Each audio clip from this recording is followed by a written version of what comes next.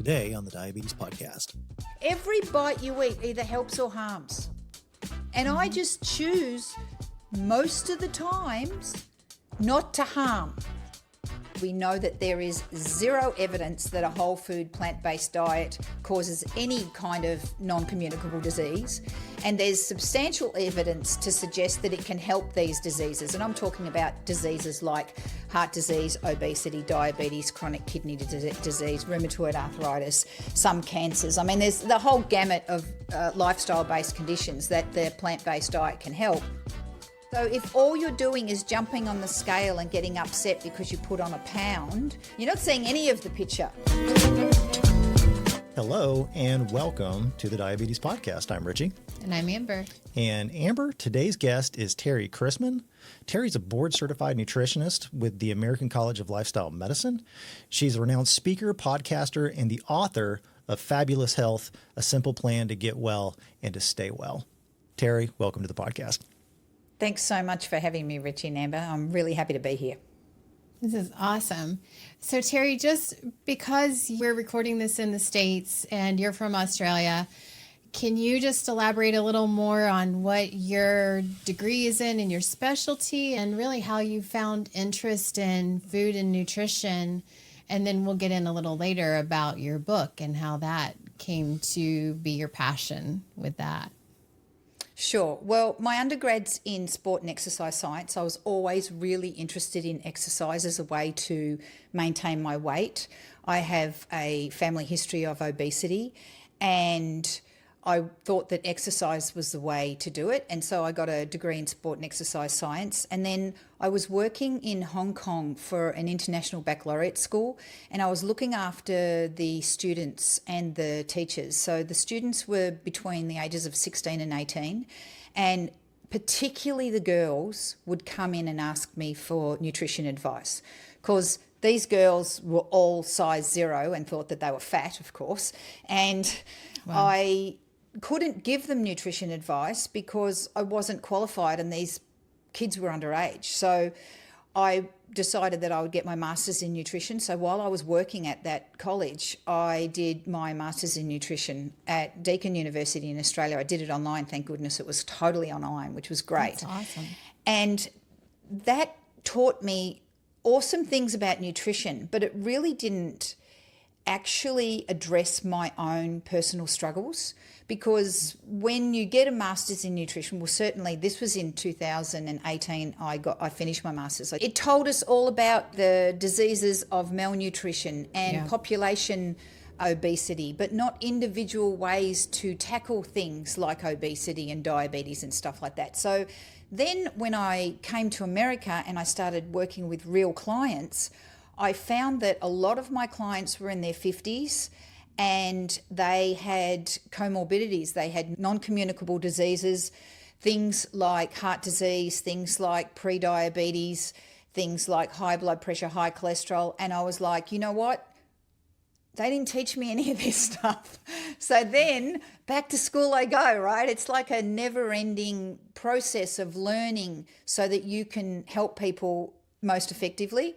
So then I went and I found the American College of Lifestyle Medicine, and they are fantastic. They have a fantastic certification, a diplomat of the American College of Lifestyle Medicine, which I now hold, and they only allow health practitioners and doctors to take this certification. So you just can't get it if you have like a master's in economics or something like that. It's not available to you, which is great because it's really focused on the patient.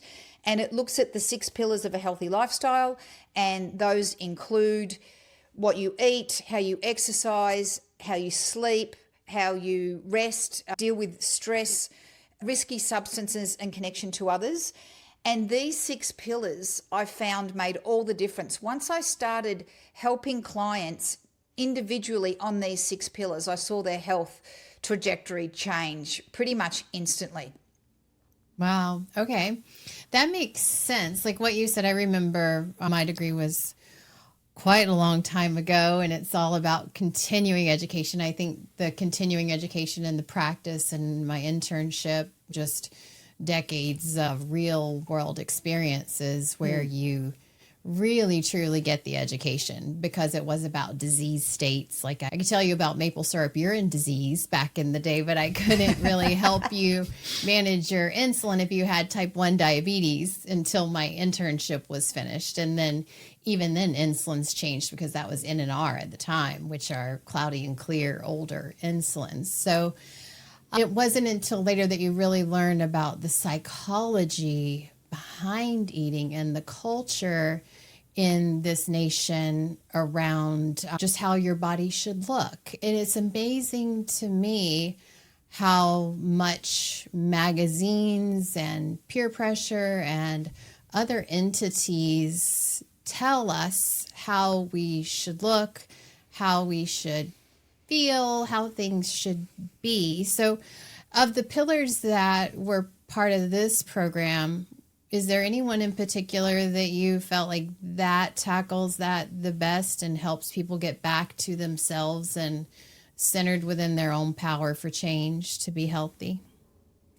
Absolutely. I think that nutrition is the number one, because we eat every single day, at least 3 times a day. Some of us eat more than 3 times a day, 5, 6, 7 times a day.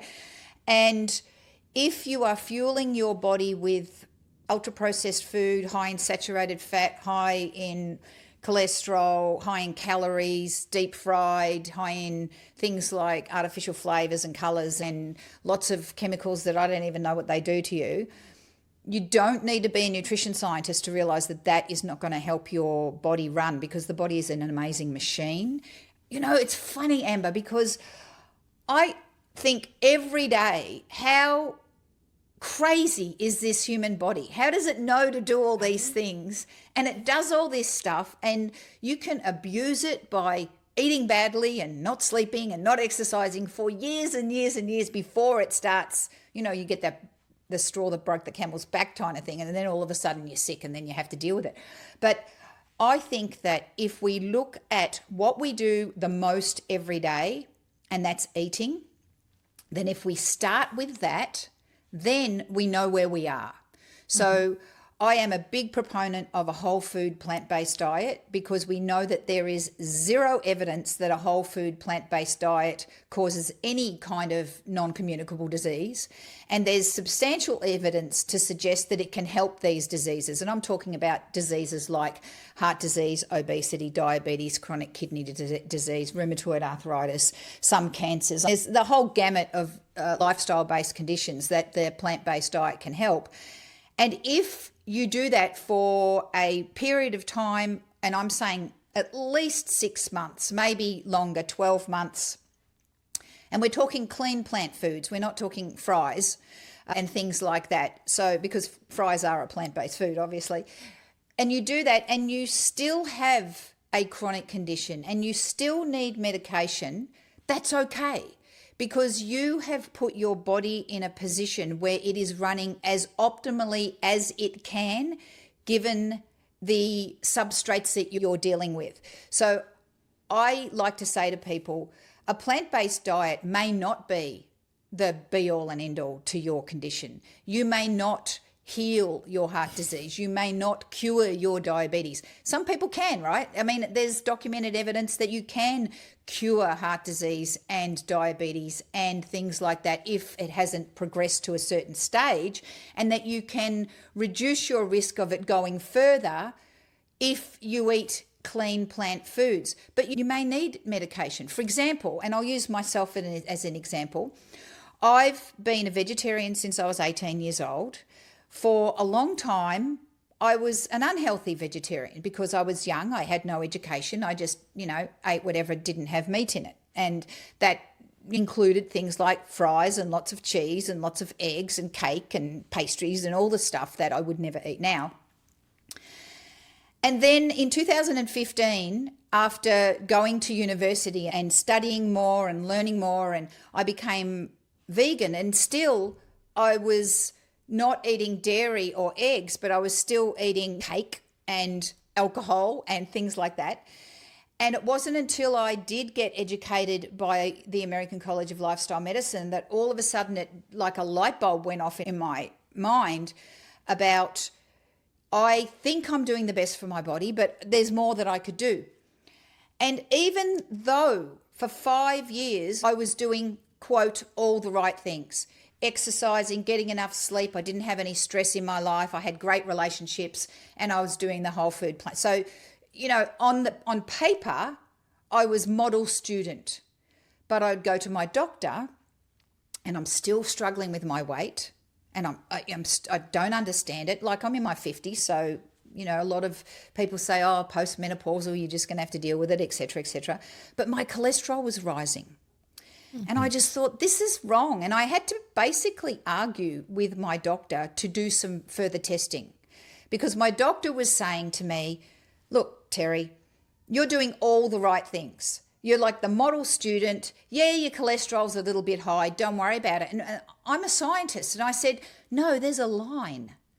There's a line. And the reason there's a line, and when I say there's a line, what I mean is if your cholesterol's under a certain number, you kind of feel comfortable and not have to worry too much. And then if you go over a certain number, then you have to worry because you are at risk of these diseases, including heart disease.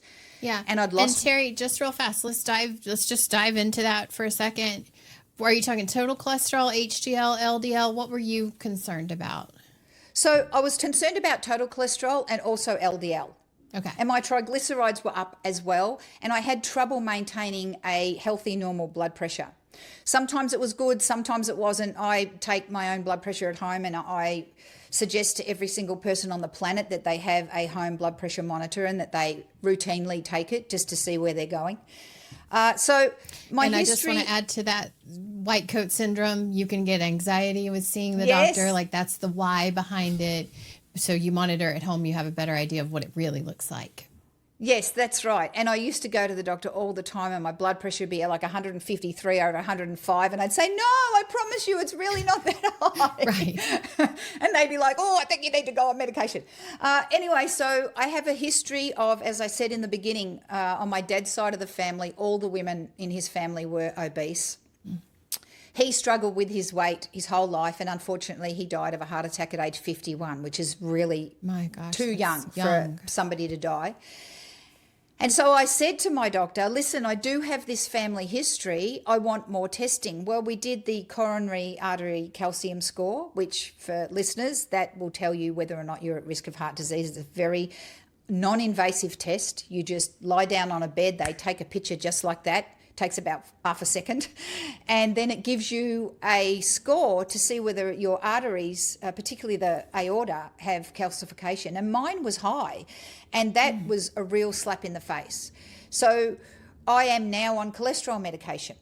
Now, the whole point of this long ramble is that you don't need to be upset or angry that you still might need medication, even though you're doing, quote, all the right things, because the medication will help keep you alive and help keep the disease state that you're in from progressing as fast as if you were not living a healthy lifestyle. So my words of encouragement to everybody is you may not see results instantly, or those results may not be exactly what you want, because we all have ideas about what size clothes we want to wear, what our blood pressure we want it to be, and what our glucose control we want it to be. And I don't think we should be focusing on outcomes. By focusing on daily habits and doing the best that you can do in any situation, every time you eat, every time you wake up, every time you decide or not decide to do exercise, if you continue the habits, then you're in the best possible situation for yourself. And then your physician gives you the medication to make you even better. And I'm cool with that. Mm-hmm. And I just want to stack onto what you said about habits. If I'm understanding you correctly, it's not that you don't go and get your labs done and you understand the outcomes and the goals of where you want to be, but the focus is on your day-to-day habits, because that is how you get the outcomes that you want. Mm-hmm. Yeah, so a lab test, as you know, and hopefully your listeners know, is just a snapshot in that moment. And they can change for a variety of reasons. Like, for example, maybe you forgot that you had to fast and you had a coffee before you got your labs done. That's going to put them out of whack. That's not a true indication of your blood and the cholesterol and maybe the glucose, if you get that checked. But the thing is that you are a reflection of your past actions. So you don't go to the gym today and expect to look like Arnold Schwarzenegger in 1972 tomorrow, right? Not Arnold Schwarzenegger today. He's an elderly man and he shouldn't expect to look like he did in 1972. But what makes your body adapt to the stimulus of exercise is consistency, going again and again and again, and then periodization of the exercise and progressive overload and all those things that build muscles. And it's the same with health. You don't eat a salad today and drop 50 pounds tomorrow, and that's pretty obvious to people. But if you incorporate salads into your everyday instead of processed, packaged, ready meals, you're going to be closer to dropping weight than you would otherwise. So I say daily habits, daily decisions, and there's no end. It's not like a goal Right, oriented. I'm there. I can stop now. That's where people get in trouble. We can never stop. Living is an ongoing process, and if you're alive, then there's certain things you need to do. You need to eat well, you need to exercise, you need to sleep well, you need to have great relationships with other people, you need to reduce your stress. So there's all these things that need to be done, and I know it sounds like a lot, but if you just incorporate them into your daily life, they are not a stress at all. In fact, if what you're doing causes you stress, it's not the right thing, right? You want it to be part of your life, easy peasy, and then whatever the outcome is, that's data. So you go and get your bloods done in 6 months or something after changing your lifestyle, and then the bloods come back and maybe they're not as great as you thought they were. Then you talk to your practitioner, okay, what am I doing? How can I improve it? Let's revisit it later and see, because you're looking at the past. You're not looking really at the present. You're looking at what you did before. So Terri, I got a question. I think you bring up a good point. You talk about looking at blood work, or even looking at the whatever feedback you're going to get from your physician. Best case scenario, we're talking like 90 days. Something like that, which for, I think, most people is not a frequent enough touch to be able to kind of, let me just do whatever I'm doing and then check in 90 days and see how it's going. What are some more kind of regular, or at least far more accessible data points that you encourage people to start tracking if they aren't tracking now? What really indicates day to day, week to week, all that kind of stuff for a person at home without access to advanced blood tests and all this other kind of stuff on a more regular basis? What do our listeners need to be, what would you recommend they start tracking? So you can just get a piece of paper and write down fruit, vegetables, whole grains, legumes, and every time, and the days of the week. And every time you eat some veggies, put a tick. Every time you eat some fruit, put a tick. Just tracking like that is non-invasive. It takes pretty much zero time. You're not logging every morsel of food that you eat. You're not counting calories. You're not doing things that take up brain space. So if somebody is transitioning from what we in the lifestyle community call the SAD diet, which is the standard American diet, aptly named the SAD diet, if they're transitioning from that diet to a more healthful diet, then they want to be including more whole plant food. So every time you have some veggies, give it a tick. Some whole grains, give it a tick. Some beans, give it a tick. Water is great too. You want to be hydrated, give it a tick. I still log all my workouts. So I went through this phase of, I bought a streaming service for exercise. And even though I have a personal training qualification and a degree in sports science, I don't want to think about that. I just want to turn up and do the work. So the great thing about a streaming service, it's like, for people who don't know, it's like Netflix, but for physical exercise. So there's things like yoga and dance aerobics and weightlifting and high intensity interval training and all the things. And so I just turn on the program and do it. And I did that for like 3 or 4 years. And I noticed that I wasn't really getting adaptation. So now I've gone back to my workout diary.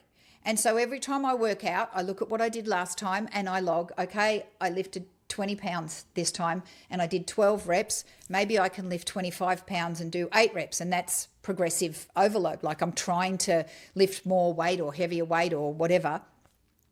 And I find that that is good too. It's not hard if you're going to the gym to just log what you're doing. I think if people want change, you have to monitor what you're doing. You can't just turn up to the gym and get on I don't know if you can see behind me, but that's a Stairmastery type thing. What's it called? A Nordic track? Stairmaster works, yeah. Yeah. It's got another name, but I've completely forgotten it. If you get on that and you're watching the TV... Is that a gazelle? And you're just doing this for like 20 minutes, that's awesome for cardiovascular health, but you're not going to build any muscle doing that. If you want to build muscle, you have to be thoughtful and intentional, and you have to know where you're going. So that sounds a little bit advanced for some people, but if you really want to do something like build muscle, I don't know how we got on the build muscle bandwagon, but if you do, maybe you hire a coach. Or if you can't afford a coach, maybe you get some free information from somebody that you trust on the internet. They might have like a free program PDF if you sign up to their email list or something like that. People give away lots of stuff.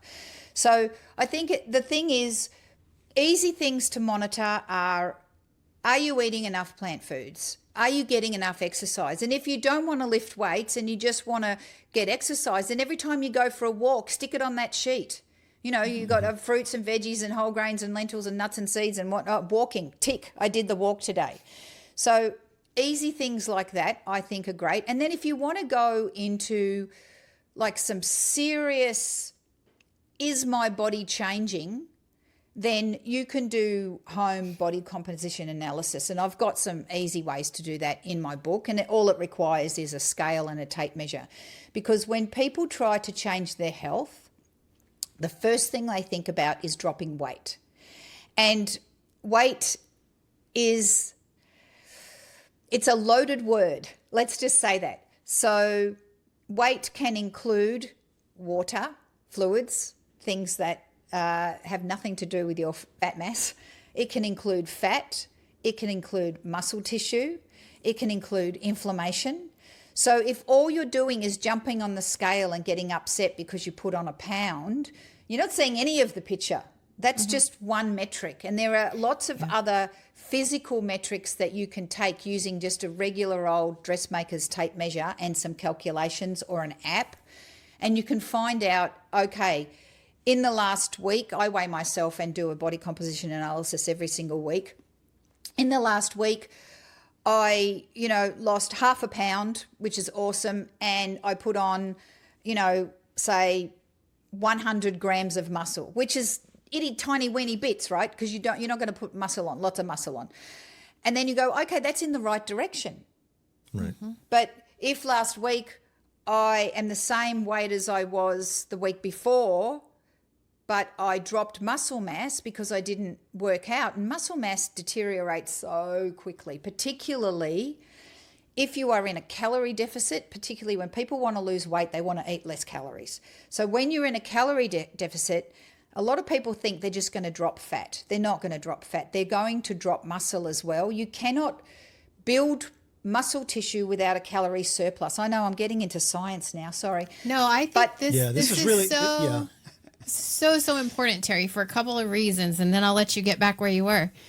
But I hear this all the time. It's so focused on the scale and what the weight looks like. And there's so many determinants of that. You and I both know that a well-trained muscle is going to hold more glycogen. It's going to hold more water, more glucose, so that your energy is available in the muscle where it's needed. And even the more endurance trained athlete is going to have more fat in the muscle as well, which, you know, fat in the muscle could be a good thing if you're an endurance athlete, not so much a good thing if you're somebody who has insulin resistance and diabetes, you know, so it just depends on the condition as well. So you've got your lean body mass, which is your muscle, your bones, the stuff that's more metabolically active. And you could be gaining muscle and training your muscle and gaining weight on the scale. And then depending on hydration and other things as well, even your a really high end scale that's looking at bone density, muscle mass, those sorts of things can be affected by hydration. So I hear what you're saying, like even week to week, that's important, but it's more like comparing this month to that month to the next. Yes. As long as your habits are still in place, because you know, like if you're doing the habits, the rest can't help but fall in line. You know, it's correct. coming. And the other thing is, I think people place emotion on the data. Yes. And that's heartbreaking. Look, I had my whole happiness for years and years before I became qualified in anything. I was struggling with my weight. Say, you know, we're talking from 18 to 40, right? So this is before I got any qualifications. I struggled. I just found this actually in my, this is so funny. I just found this in my bookcase yesterday. I bought dozens of these little food trackers, exercise jotters, and I would write down. It literally says jotter. I love that. Yeah. It's a jotter.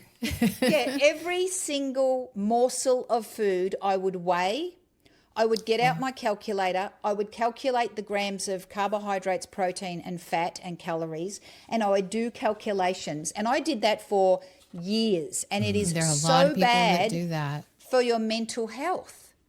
So I think that if we just look at, I wouldn't recommend that anybody did that. I don't know why it was right there in my bookshelf. How did I keep that? And if you look at the data points and say, okay, last month, for example, nothing changed. So instead of being upset at that, maybe you say, okay, this is what my body likes. This is where my body likes to be. So if nothing changed, my weight didn't change, my muscle mass didn't change, my waist and hip measurement didn't change. So this is, my body's happy here. Now, if you're not happy here, so for example, maybe you are still in the obese category and you didn't change, or maybe you're in the overweight category and you didn't change, then you have to do something different. You can't keep going and then expect the next month that all of a sudden your muscle mass is going to increase and your waist is going to decrease and your body fat's going to decrease. Mm-hmm. You have to go, okay, what was I doing? What can I change to make the result change? And it doesn't have to be everything. It has to be one thing that you can continue to do for the long term. So I think one of the main issues that people have is that they start going from 0 to 100. Yes. When what they really want to do is they want to start where they are and change one thing that's really easy, the lowest hanging fruit. So in my book, I have a 3-step process to any transformational change, whatever it is. And for me, I start with the food. So number 1, start with what you already like.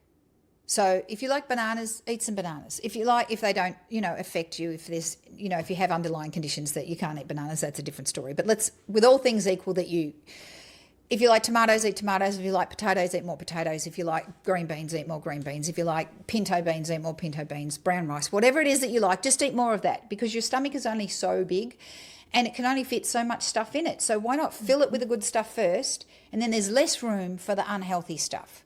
And I'm not saying that you can't eat any unhealthy stuff. It's just that start eating more of the things you like, And then the next thing that I would recommend to people is take your recipes that you love, that you know maybe have some unhealthy ingredients in them, and swap out the unhealthy ingredients for healthier ingredients.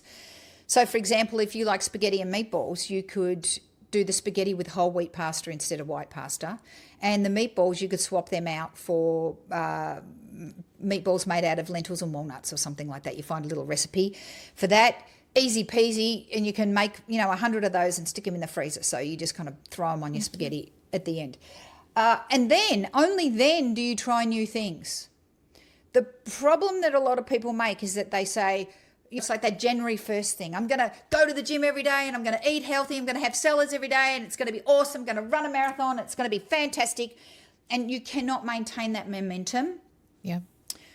And so when you've mastered the art of 1 and 2, which is start with what you already like and then adapt the things you already like with more healthy ingredients, then try something new and only try one thing. So I was highly fit and I decided to try CrossFit. I can't believe people do that. It was so hard. I went to CrossFit 3 times a week for 2 weeks, and that's it. That was the end of my CrossFit experience, because the people at the CrossFit that I went to didn't take into consideration that I'd never done CrossFit before. Yeah. Even though I was really fit, the exercises were different, and I injured myself in 2 weeks. I've seen good and I've seen bad, and unfortunately, I think bad is kind of the norm. That the real problem is that there's no standardization across CrossFit gyms. If you're fortunate enough to have one that's founded by a physical therapist, you're probably going to be doing better than one that's just a bubba that paid the annual licensing fee and started up something in a warehouse somewhere. You're absolutely right. Unless there is some degree of supervision, really focusing on, and particularly for, that goes for anything. I mean, anytime you start a new routine, you do something different, you're moving your body in ways you're not used to. You don't just turn the dial up full blast right from the get-go. You have to go. And I was like, oh my goodness. And I think that's just kind of the culture, is push your body as far as you can. Not all of them by any means. Don't come after me, CrossFit people. I love you. But it is something you have to kind of gradually go into, and it's not necessarily designed that way for a lot of the... Well, the word that I like, which I use all the time, probably in inappropriate settings, is titrate. Amber's taught me this word. When you're introducing a new medication, you start at a low dose and you build up to what you can tolerate. If you're talking about CrossFit, what you're talking about is a lot of Olympic lifts, which are probably among the most complex dynamic movements under load and all this other kind of stuff.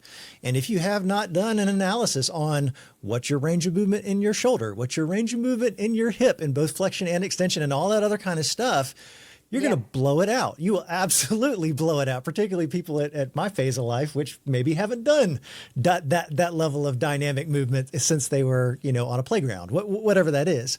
There's a place for it, but I think you really nailed it. It's not something that you're just going to jump right into. You almost have to train up to training at CrossFit, for lack of a better description. You know what I think, Richie? I hope there's CrossFit people listening, because that's an opportunity that they can grasp. Because people like me, who I'm so into fitness, you can see I'm in my own home gym. I like doing things with other people. I see 0 people in my home gym except for my 2 puppy dogs, right? So if I had the opportunity to go and have camaraderie with people who share the same values of me, that would be awesome. But I would need the CrossFit kind of onboarding that may last 12 weeks, right? Until you're at that point where you can go to a regular class and you're not going to injure yourself. So we kind of use a go, no go, which is just a borrowing from my previous military experience, which is basically, here's the standard for this movement. And if you can't, if you can't touch your toes, or if you, whatever that is, if your range of movement is not where it needs to be, then you cannot advance to the next one. And that doesn't, if you can't do it this week or you can't do it next, it doesn't matter. Whenever you can meet the standard, you get to move on to the next level. But like you said, I think that would, in many cases, that would probably discourage people from showing up. I think that people need to let go of their ego And particularly when you get older. So I remember I ran, you can see my marathon badge back there. That was my first marathon that I ever ran. And that was in 2012. Like, I couldn't run a marathon today. And I have to let go of that. If I wanted to run a marathon today, I would have to start from couch to marathon. And that might be a year process because I'm 59 years old. Like, you know what, it might take, and I might get injured and I might get halfway through the training protocol and just realize that my body's not up for that. And I'm not saying don't try. It's just that you have to realize that as we get older, we may have limitations. Maybe I'm never going to run another marathon, and that's okay with me. I'll just need to do something else. Yep. Yeah. So back to, we're talking about marathons, and I know there are people listening like, okay, can we just talk about a mile? That's right. For the person that, I was fortunate enough that my mom has her degree, had her degree in physical education, and I was just always around sports and activity. But I know a lot of people have maybe never been introduced to regular physical activity. How, in your experience, what's the best way to, what's step 1, step 2, step 3 for that individual? Step 1, find a friend. If you can find a friend, it is so motivating. When I'll go back to marathons because I have a story for you. But when I was training for my first marathon, I didn't realize I was training for my first marathon. I was training for a half marathon. You had a sneaky friend, I see. Yeah. Well, no, it wasn't her. It was me. We were both wanting to be fit. I was a personal trainer and I was training other people. And I said to her, let's run a 10K together. And she said, okay, so let's, you and I, 3 times a week, I'll write the training program because I'm a PT, I can do that. And then we'll turn up at 6 o'clock every, 3 times a week in the morning and we'll go do we'll either do sprints or long run or whatever. And there were times where there was no way I wanted to get out of bed at 5:30 in the morning in the freezing cold and the rain. But because I knew that she was going to turn up, I got in that car, drove to the location and met her and did the runs. And then eventually we ran the half marathon together. And then once I did that, then I was addicted. You get that kind of crazy stuff in your brain and then you sign up for the marathon. But can I time out real fast? Because I want to add that it matters which friend you pick to do this with, because if you have a friend that's going to call you and bail half the time, no, you don't want that's not the friend to pick to do it with. You need somebody that's that is going to be there, that you're going to let down. That's a huge component of it. Yeah, well, interestingly enough, Richie, she was in the Navy. So she knew about discipline and she knew about turning up. So maybe if you've got some friends who are ex-military, they're probably the best friends to call, right? You hit the nail on the head. Mm-hmm. And so she always turned up. We always trained. We did the run. It was fantastic. And after the run, I said to her, you know what, thank you so much, because there were times when I just didn't want to get out of bed, and knowing that you were going to be there made all the difference. And I showed up. And she said, you're kidding me, right? Because I thought that every day. The fact that you were going to show up, that got me out of bed. So number 1, find a friend, if you can find a friend. And then number 2, just get off the couch. Do what makes you happy. If you like dancing, put on some music videos and dance around your lounge room, right? That's easy peasy. And do it every day or every second day or whatever it is, whatever you can do, but make a schedule and tick the box, because if you don't tick the box, you'll forget when you last did it. You think that you did it yesterday, but in fact you haven't done it for 2 weeks. So consistency, it could be walking. It could be joining a class. Maybe there's a YMCA in your area and they've got exercise classes, and it doesn't have to be anything strenuous. It can be beginners movement classes. It doesn't matter where you are. If you feel like it's all too scary and you've never done anything before, going to somewhere like the YMCA, which is inexpensive, the people there really care about you. They really do. And they understand people who are at the beginning of their journey, and they will find people to help you, and they'll buddy you up with somebody, and there needs to be no fear. All you got to do is just, the inertia sometimes is so great for people that once you get over that inertia, once you open your door and walk out of it, or you open the door of the YMCA or of the gym or of the dance class or of the pickleball thingy, whatever, once you do that, you're halfway there. So find a friend, get over the inertia, and start where you are. Do not do what I did and go to CrossFit on the first day. That is a big mistake. You're not going to run a marathon in one day. It's going to take you 6 months to a year to train. Mm-hmm. You don't need to want to do a marathon. You just need to want to do more than you did yesterday, which may be nothing. So, and I love walking. So recently I was called to foster a Dalmatian puppy, and she needed to be fostered or she was going to get euthanized or whatever. And I was just like, oh my goodness, I've got to save her. So I did. Dang, those dogs need some walking. So I was walking her 6 miles a day, 2 miles 3 times a day. My fitness, my walking fitness, cardiovascular fitness, leg fitness improved in 2 weeks. It was insane. And I still work out. I still walk normally. It wasn't like I went from 0. I'm pretty fit. And just adding 6 miles a day was phenomenal. And it kind of was a little bit too much, because... Yeah, I was going to say just adding 6 miles a day. Like, oh, it's just 6 miles a day. Yeah, so I actually... I had to buy new shoes because like the shoes that I was wearing, it was causing me pain in my calves. And I was like, okay, I thought I was pretty fit, but 6 miles is too much. So after I finished fostering her, which only lasted 3 weeks, thank goodness, she went to her forever home. Now I'm just walking an extra 2 miles a day and I've got no pain and I feel great. And I'm out in the world, listening to the birdies, breathing the air, and it's awesome. And I just added that 2 miles a day, 1 mile out, 1 mile back. It's not hard. And I think if you can't do 1 mile, do half a mile, do a quarter mile. It doesn't matter what it is. And I know maybe I'm scaring people by talking about, long distances, but you have to remember that I've been into fitness my entire life. So that's why I talk about distances like that. But if you want to get up and walk to your mailbox and then back 3 times a day, that's awesome. And then maybe the next week, if you found that was okay, maybe we walk to the corner and back 3 times a day. That's where you start. Start where you are.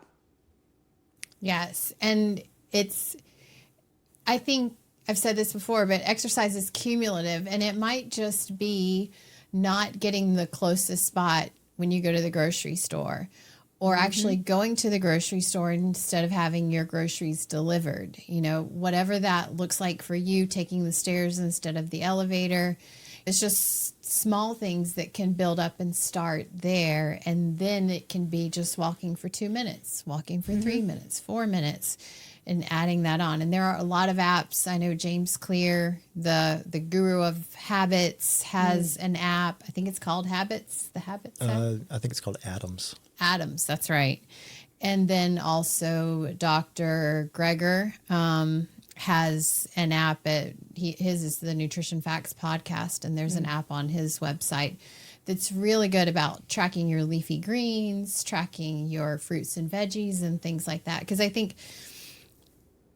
I know so many people also that pay some people a lot of money for unnecessary labs when there are many other ways to track things besides really expensive lab work that may or may not be definitive for certain things. So not to get off track a bit, but for me, as an example, my mom has hemochromatosis, which is a condition of high iron in the blood. So I will get my blood levels checked, and sometimes I will have a little tiny bit lower ferritin, but a really high total iron binding capacity and other things like that. So I'm kind of just watching this sort of thing, but it does matter if I took an iron supplement the night before the fasting lab, because I do take those somewhat regularly. Same thing with B12 levels. If I'm doing better before the lab, which I think people who have doctors, like I have my annual physical, and I tend to be better about taking my B12 and taking my iron supplement prior to that visit. So then my labs look great, But at other times I might be a little... I never thought of doing that. Yes, I might be a little low on B12. That's kind of like cramming for a test. Yeah, that's right. I like to get an A+. I never thought to do that. That's sneaky. But how does that help you, right? You need the truth, don't you? You need the truth. So, yeah, that's funny. Yeah. So let's transition a little bit to really plant-based eating in that fashion. We talk about this a lot. And I don't believe that the culture within the United States is focused on a way of plant-based eating too much. And I think there's a lot of things wrapped up within this. There's a lot of times when you talk about plant-based eating, people think about what's the Burger King burger? The Impossible Burger. They think about replacements for meat out of different substances that may or may not be healthy. Because processing, as you mentioned, ultra-processed foods, there's a difference between processing food and ultra-processed foods, because canning, freezing, this is a method of processing food so that we have a longer shelf life, we have longer availability of our food. But then there's ultra-processing, where you get this unnatural shelf life and availability of food. And so I think that's some nuance within nutrition that people other than you and me in this space all the time don't really understand that nuance, or even that it can be nuanced. So how do you help people that you work with understand that there's nuance within processing, that there's nuance within, because you did mention differences even within yourself before your education and after, with the quality of your diet? And when I say diet, I mean all of the foods that you eat. That's your diet. I think it's awareness to start with. A lot of people are completely unaware of what they're putting in their body. They just think, I'm hungry, it's food, I'll eat it, it's yummy, and that's the end of the story. And if you are interested in being healthy, you need to educate yourself a little better. So you need to read labels and basic rules of thumb. Usually the less ingredients, the better. And if there are lots of, like a laundry list of ingredients with weird scientific names that you've never heard of, for a very simple product, for example, like let's say a corn tortilla, in my book, it should have corn, salt, and maybe some lime juice. And maybe, that's what should be in a corn tortilla, because that's how they've been made for centuries. And if it's got 47 ingredients, some of those are going to be dough conditioners, some of them are going to be vitamins. They put vitamins in bread these days, at folate and stuff like that. But if you try to get the item with the least stuff that you don't understand, that's number one. And if you are trying to transition from a meat-based diet to a healthier diet, I really don't have a problem if you swap out your beef burger for an Impossible burger in the beginning. Because if you go from burgers, fries and Coke to, tofu salad with kale, you can't do that in one jump. It's not linear. You need to, again, it's like running a marathon. You don't go from A to Z in 1 second. So swapping out your burger for a burger that you make at home instead of going to the Burger King for a start, you're going to probably use a higher quality bread. Maybe you use whole wheat bread. You're probably going to use fresher ingredients, probably going to add some more salads and lettuces and tomatoes and pickles and nice things onto your burger. If you do the Impossible Burger, it's one step away. It's still a little bit healthier, but yeah, you're right, it's a processed food. Then your fries, maybe you're going to do those air fries in your air fryer, or you're going to put them in your oven. So you're still getting your burger and your fries, and maybe instead of having your Coke, you might get one of those lovely, can I name a brand? No, maybe I won't name a brand. Sure. No, go ahead. It's fine. You know, the Spindrift waters are my favorite. They're just water with some fruit juice. You could get, you know, this Spindrift contains half of a lime and 2 raspberries squashed up, right? That's awesome. So it's not a stretch from you culturally. I'm still having my burger and my fries and my soda, but it's a big jump in the right direction towards being a bit healthier. And then as you educate yourself, maybe instead of the Impossible Burger, I might use Terri's Build a Burger formula, which is awesome because I just need, you know, some starches and some grains and some beans and some herbs and spices, and I chuck them all together and I make 20 little patties and throw them in the freezer. And then the next time I want a burger, I'm going to be using this burger that I made myself at home. I'm still flipping it on the barbecue or whatever, but I know the ingredients. I know there's no added fats. There's no added preservatives because I made it myself. And that's awesome. So nobody's saying that you have to go from burgers and fries to kale salad. You can still eat the things that you like, but you need to take responsibility and educate yourself and go step by step to go a little bit healthier, a little bit healthier, a little bit healthier. Yeah. So let's take that even a step further. Let's say that you're talking to someone whose parents were cattle farmers and they've always had more farm to table beef, and they're this corn fed, you know, idea, because I don't think that you're saying that meat is unhealthy. I think that what we're saying is that heart disease is the number one killer. I think for a time during COVID, it wasn't number one killer, but it's been the top 2 to 3 for the past 2 decades or more. So what would you say to a really strong beef advocate in terms of being plant-based? Any ideas? Well, there is a lot of scientific research. Number one, beef contains saturated fat, and you can't get away from that.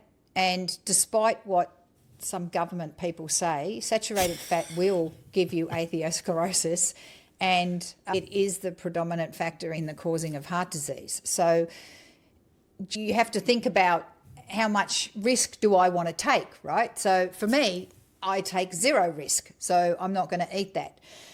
The other thing is that the World Health Organization in 2018 released a paper on red and processed meat, and they labelled both red meat as a class 2 carcinogen and processed meat. And processed meat, for those who don't know, is things like bacon and sausages and deli meats and pepperoni and all that stuff that you put on your pizza, as a class 1 carcinogen, which is in the same class as formaldehyde and cigarettes.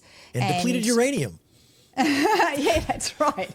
So, you know, cigarettes have a warning label on them saying, you know, it causes cancer. And if you have asbestos in your house, you have to hire a specially trained crew, and they come in hazmat suits, and you have to go and live somewhere else for 3 weeks while they clean it out. But you go buy a ham sandwich and there's no warning label, and it causes, it's a fact, it causes cancer. So you have to give people the information. What they do with that information is their call. So people still smoke, don't they? And it's not like they don't know that it causes cancer. I think that if people have the information, they will make the decisions based on the information they have. And people will also justify their actions by thinking of other things as to why it's good for you. And I am not here to Terri. argue with people. Terri, you got to die somehow. How many times have you heard that? Like, you know what? It drives me crazy. That's if that is their call, then they're not open to the message. And I'm not here to open up people to the message. Right. If people are open to the message, I will help them. But if they are adverse to the message, I'm not going to keep knocking on their door and wasting my time, because I can help people who are open to the message. People who say, listen, I heard this is bad for me. Why?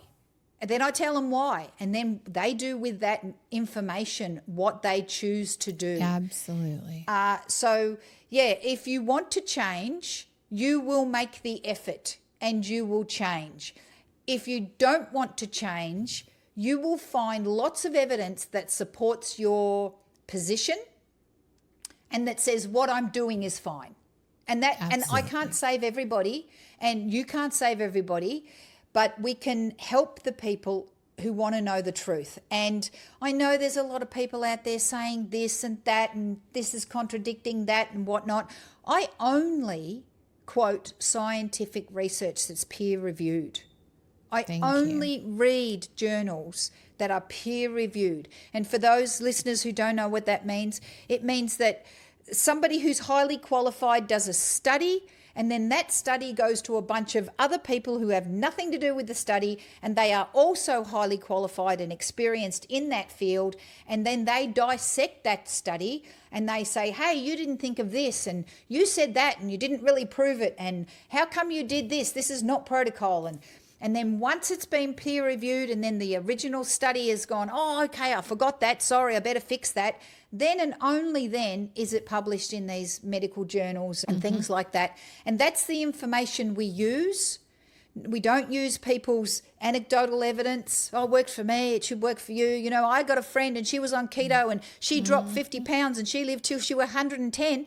The thing is, life and the universe and everything runs on a bell curve.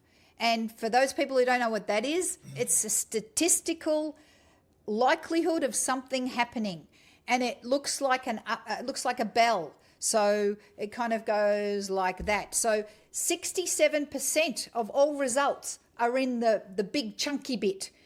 And then the rest, little tiny percentages, are out at the small bit, which means that for any intervention, most people are going to get this result. And then very few people are going to get a worse result, and very few people are going to get an excellent best result.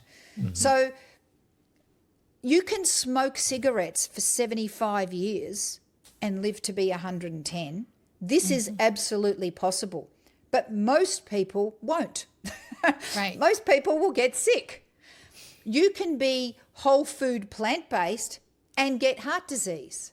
You know, that is a possibility. There's not 100 and 0. It's not like if I do this intervention, it's going to cure all my ailments, or if I don't do it, I'm going to die instantly of heart disease. Yeah. It's not a black and white world. It's, as you mentioned, a nuanced world, and every single person is different. But you've got to trust the science, and you've got to hope that you fit in that 67% of the regular people that this intervention is going to work. It may work better for you. It may work worse for you. But most people, it's going to, you know, if you're going to do a healthy intervention, that healthy intervention is going to benefit you in some way. Maybe not all the ways, but some way. Absolutely. It's so much nuance, because like if you think about that person that died at 69 from heart disease that may have chosen a plant forward lifestyle, if they did that for 2 years, that definitely made their outcomes better, and maybe they would have passed away 2 years ago had they not made a change. Like, there's just so many things that you don't know about it. There's so much nuance within nutrition as well. You know, there have been plenty of studies done on vegan diets versus the standard American diet.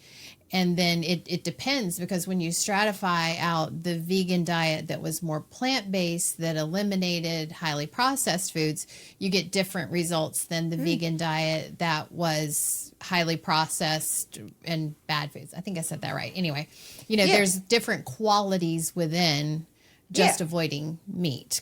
There's definite quality aspect to the diet. And it's difficult to quantify things like... That's why people like Dr. Dean Ornish, whenever he does a study, he just doesn't say to people, eat a plant-based diet and let's see what happens. No, he supplies the food for That's 40 the only weeks. way to control the variables. For 40 weeks, he tells the people, you're signing this form and it says, I promise I will not eat anything else except for the stuff you give me. And he gives them abundant food so they're never hungry, and he supplies the food. So you have to control for outlying things. The thing with nutrition research is a lot of the times, people cheat. Yep. So you say, unless you are controlling for everything. So like Dr. Furman, if you haven't heard of him, look him up. He has a resort. You pay him X dollars, he puts you in his resort. You are locked in, dude. You can't, you're not zooming off down to McDonald's, when he's not looking. Because you are there staying in his property for 6 months. He's feeding you, he's exercising you, you're his little healthy guinea pig, and you're seeing the changes because it's totally controlled.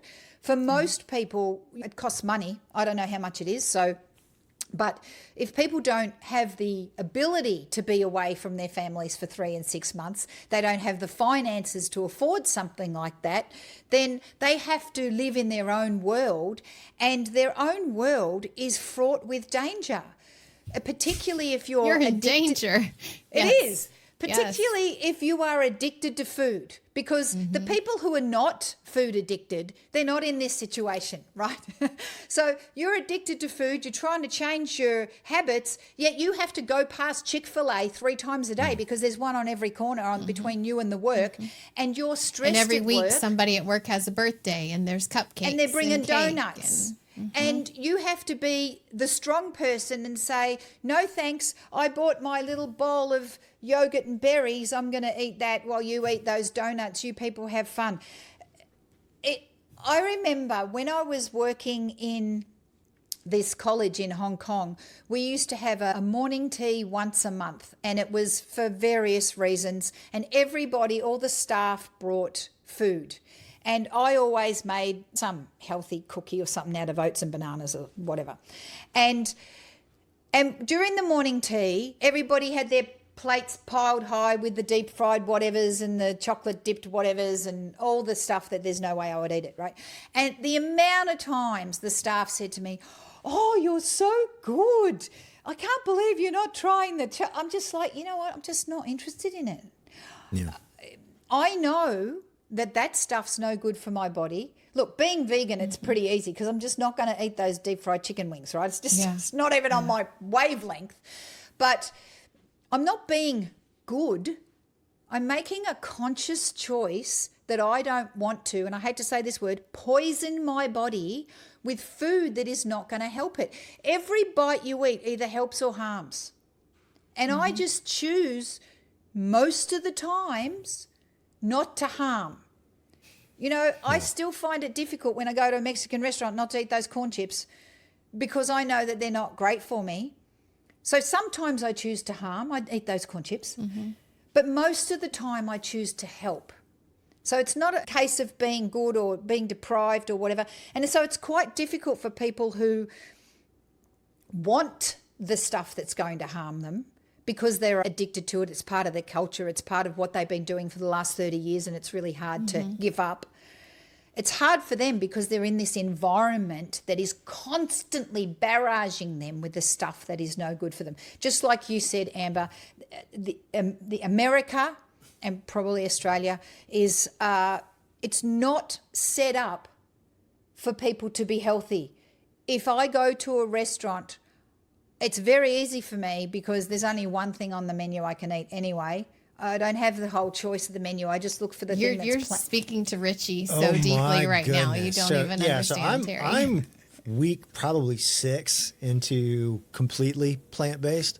Oh, good for you. Congratulations. Yeah, it was more just and again, I tried for me personally, teetotaling is just the only way it's going to work. I can't dabble in the cheese and dabble in the other stuff because I tend to go wild. But yeah, it has been a very disappointing experience dining out with my family and with anybody else, because there is really almost nothing that is catered for my new palate, as far as what goes into my mouth. So much so that I'm debating putting together a cookbook, not knowing how to cook, and just calling it "Fine, I'll do it my dang self," because Yeah, I love it. I can't go out and reliably expect people to supply me with food that's good for me. Yeah. We you are guys in the are in Southeast Florida, after right? all. It's very Yes, You're yeah, in Florida?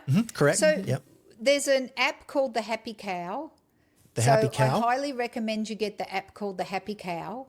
Okay. And the Happy Cow will list all the plant-based restaurants in every area all over the world. So if you go traveling, you just put, I'm in Paris, and then it will show you. Oh, all great where. tip. Yeah, That's so awesome. the Happy Cow is awesome, but it has restaurants that are not 100% plant-based but have plant-based options. So that's really good if you're with other people who don't want to eat weird vegan food. But it's not necessarily the healthiest. So, for example, my favourite French patisseries are in the Happy Cow. And every time I go to Paris, you can bet I'm having a vegan croissant, right? But it's not something that I would eat every single day, because it's obviously going to have palm oil in it or something like that. So, but if you go to restaurants that can somewhat cater for you, and then a lot of the times you have to say, look, is it possible? Can I have this thing, but just don't include the chicken? So I go to, like, Thai restaurants are really good, Richie, because they do a lot of things. You can have the stir-fried mixed vegetables with cashew nuts and tofu or something like that. The papaya salad is awesome. You know, you can do tofu lard. There's lots of things. Mexican's great too, if you just take the cheese off and ask them not to have the beans with lard in them. Italian's fantastic as well. So you find the cuisines first, and then you have a lot better experience. And you can go to regular restaurants and adapt. And that another thing is that you need to build confidence in your ability to politely ask for what you want. And I find that if you know what you want and you can politely ask for it, a lot of the times the restaurant will do it for you. And look, is it going to be as good as the stuff that you have at home? No, it's not, because they're going to cook in oil and they're going to have lots of salt, and you may just have to tolerate that for that meal, because being out with friends and family is not about the food. It's about the environment. That's a human thing, right? Yeah. It's about the company. And sometimes you just got to suck it up. And you're probably a little bit upset because you subconsciously, you probably expected that the world was going to open up and cater to your new lifestyle, and you were going to go out and have the memo? Like, amazing plant-based meals. Find the restaurants that cater to you first, and then find there'll be plant-based restaurants in there wherever you are. They're going to be there somewhere. And then maybe introduce the friends and family to a plant-based restaurant. I had a party the other day, and I invited 40 people. Some of them I knew, some of them were my husband's work colleagues and people that I didn't know. Some of them I knew, maybe 5 of them were going to be plant-based. I had a plant-based catering company cater for the whole thing. And I had people come up to me and say, "Are you sure that wasn't chicken? Because I thought that chicken wrap was awesome." And I said, "What chicken wrap? What are you talking about?" And it was like some chickpea thing, and he obviously misread it and he thought it was chicken. So that's awesome. It's entirely possible to have good food, Richie, but No, it's not a impossible process at of all. finding it. So get yourself the Happy Cow and go crazy on the Happy Cow. Awesome. That's great. Well, Terri, I want you to come back. I feel like we could talk forever. I really love talking to you. I think that we can really dive in deeper. And I still want to have more of a heart disease talk in the future. So I would love to have you back. So if you'll and furthermore, let us know. Our listeners, if they want to get your book or if they want to, Yes. I understand you have a podcast as well. How can they find out more about you and get more information? Thanks, Richie. So this is the book. I'm not sure if it's backwards or not. Richie might be No, able to fix no. that. You look good. Love it. Yeah. So it's called Fabulous Health. It's available on Amazon. If you want a signed copy, you can get it at my website, which is fabuloushealth.net. And I've got lots of free resources there as well. And I'd love for people to come and visit me and say hi. So, yeah, thank you so much. And I should have you guys on my podcast too. Then we can do a reciprocal But thing. you can have Amber on the podcast. I'm not sure what value I bring other than... I think you'd be a great guest because I'd love to hear about your experience going plant-based and all the struggles that you're having, because I'm sure that people can relate to things like that. Because when people like me talk, a lot of times people might think, oh, it's all right for you. You know, you've been doing it forever and it looks so easy, but I find it really difficult. So having somebody that's new is great. I agree. I'm happy to come on and complain.